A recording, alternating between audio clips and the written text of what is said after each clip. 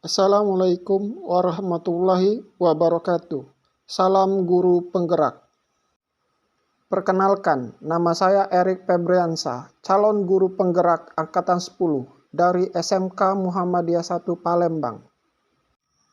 Pada video kali ini, saya akan mempresentasikan koneksi antar materi modul 1.4 tentang budaya positif. Berikut ini kesimpulan mengenai peran saya dalam menciptakan budaya positif dan kaitannya dengan filosofi Ki Hajar Dewantara, nilai dan peran guru penggerak, serta visi guru penggerak. Seorang guru yang baik harus memiliki kemampuan dalam mewujudkan budaya positif di sekolah.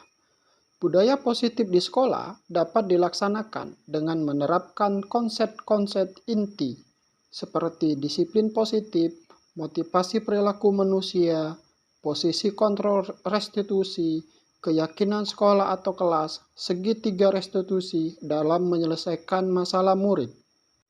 Pertama, disiplin positif. Disiplin positif adalah cara penerapan disiplin yang mengajarkan murid untuk bertanggung jawab dan menumbuhkan kesadaran diri berdasarkan nilai-nilai kebajikan universal.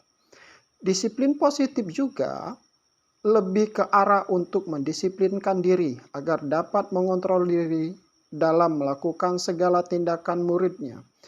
Serta disiplin positif juga dapat menumbuhkan motivasi intrinsik muridnya, bukan karena motivasi ekstrinsik seperti hukuman, penghargaan, ataupun paksaan dari orang lain.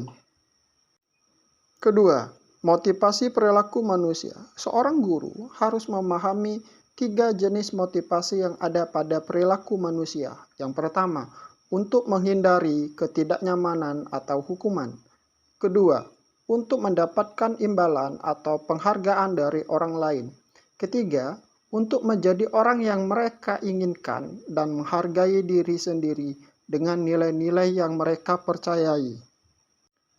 Jika seorang guru telah memahami dan mengetahui jenis motivasi perilaku manusia, maka seorang guru dapat memilih atau memilah motivasi yang menjadi dasar muridnya.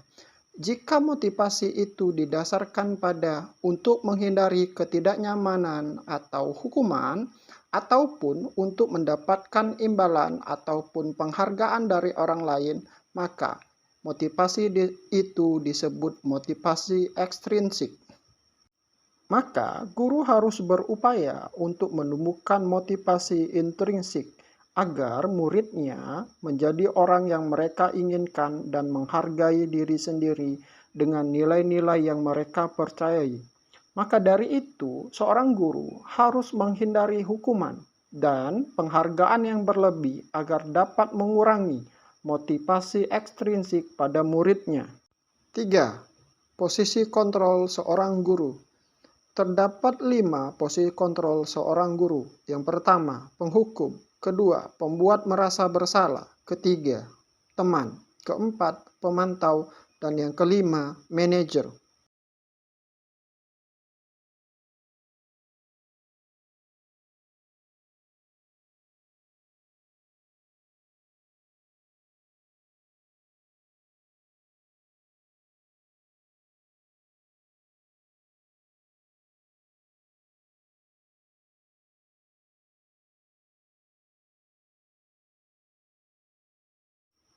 Pada dasarnya, 5 posisi kontrol tersebut dibutuhkan oleh seorang guru dalam melaksanakan tugasnya sebagai pendidik. Tetapi, kontrol guru dengan posisi manajer lebih baik daripada kontrol lainnya, karena posisi manajer sesuai dengan filosofi pendidikan Ki Hajar Dewantara yang menuntun segala kodrat yang ada pada anak dan sesuai dengan nilai-nilai guru penggerak seperti kolaboratif dan berpusat pada murid. Keempat, keyakinan sekolah atau kelas. Guru sangat berperan dalam mewujudkan keyakinan sekolah atau kelas dengan kesepakatan warga sekolah, terutama antara guru dengan muridnya. Keyakinan sekolah ataupun kelas dibuat diwujudkan ke dalam pernyataan-pernyataan yang abstrak dan universal agar lebih mudah diingat dan dipahami, serta harus diterapkan di lingkungan sekolah.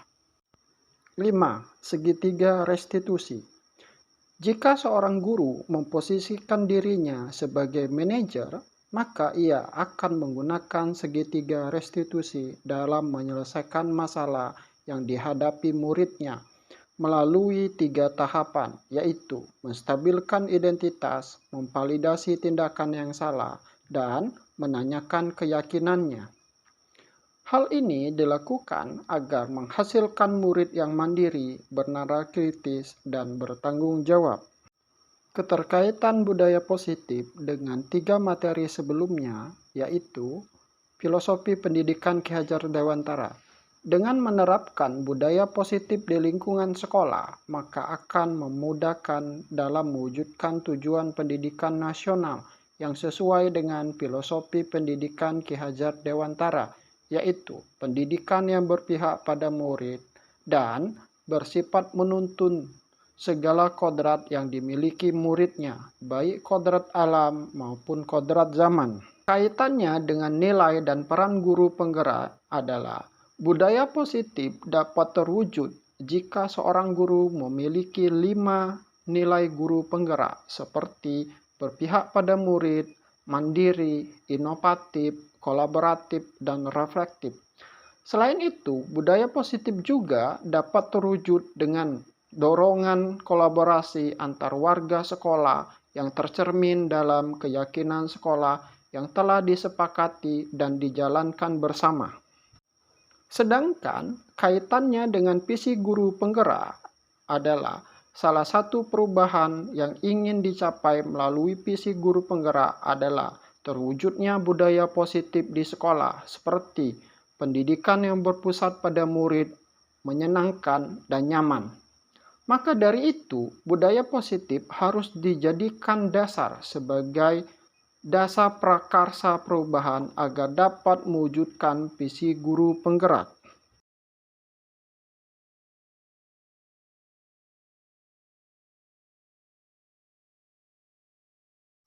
Alhamdulillah, saya sudah memahami tentang konsep-konsep inti yang telah saya pelajari pada modul ini, seperti disiplin positif, teori kontrol, teori motivasi, hukuman dan penghargaan, posisi kontrol guru, kebutuhan dasar manusia, keyakinan kelas, dan segitiga restitusi. Konsep ini juga harus diterapkan dalam wujud tindakan dan berbagi praktik yang baik dengan guru lain. Sedangkan hal yang paling menarik dan di luar dugaan saya adalah saat saya mempelajari motivasi perilaku manusia tentang penghargaan. Ternyata penghargaan dapat memberikan dampak yang kurang baik kepada murid, seperti merusak hubungan, mengurangi ketepatan, menurunkan kualitas, mematikan kreativitas, dan penghargaan juga bersifat menghukum.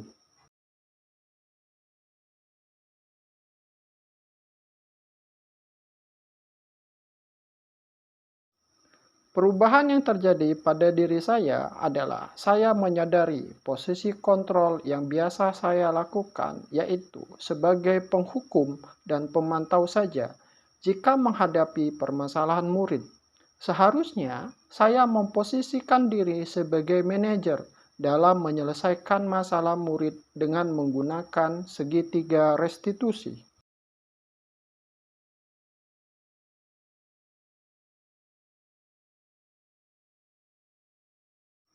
Saya menangani murid yang sering datang terlambat ke sekolah menggunakan langkah-langkah segitiga restitusi, yaitu menstabilkan identitas, memvalidasi tindakan yang salah, dan menanyakan keyakinan.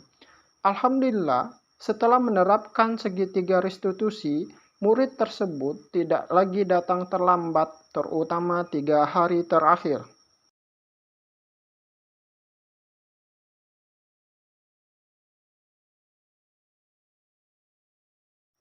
Perasaan yang saya alami yaitu sangat senang dan termotivasi untuk memperbaiki dan meningkatkan kemampuan diri agar dapat menerapkan budaya positif di sekolah yang lebih efektif dan efisien lagi. Karena memberikan dampak yang sangat positif kepada warga sekolah, terutama murid-murid saya.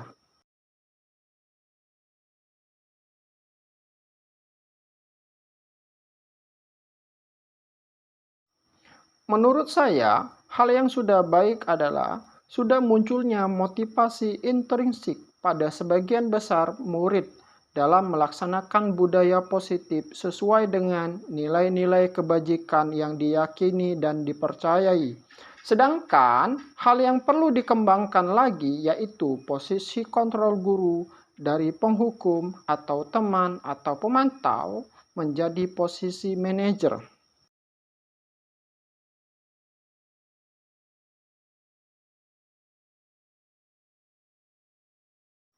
Sebelum mempelajari modul ini, posisi kontrol saya yaitu penghukum atau pemantau saja. Hal ini sering membuat saya merasa bimbang atas apa yang telah dilakukan kepada murid-murid. Rasa bimbang ini disebabkan karena timbulnya pertanyaan di dalam hati saya. Apakah setiap kali murid melakukan kesalahan harus diberikan hukuman atau konsekuensi terus? Alhamdulillah, setelah mempelajari modul 1.4, kebimbangan saya atas pertanyaan hati sudah mulai terjawabkan dengan memposisikan diri sebagai manajer dan menggunakan segitiga restitusi dalam menyelesaikan masalah yang dihadapi murid, terutama kesalahan yang dilakukan murid saat belajar di dalam kelas.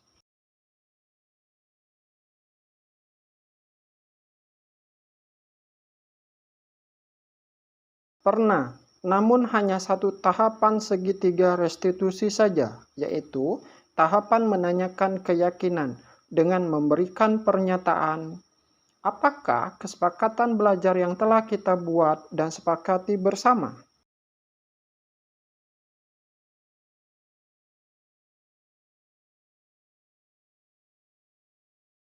Hal yang paling penting untuk dipelajari dalam menerapkan budaya positif di sekolah adalah kolaborasi dengan stakeholder sekolah, konsisten, dan berkelanjutan. Hal ini harus dilakukan agar penerapan budaya positif di sekolah menjadi suatu kebiasaan yang baik. Demikianlah presentasi saya. Terima kasih. Wassalamualaikum warahmatullahi wabarakatuh. Salam guru penggerak.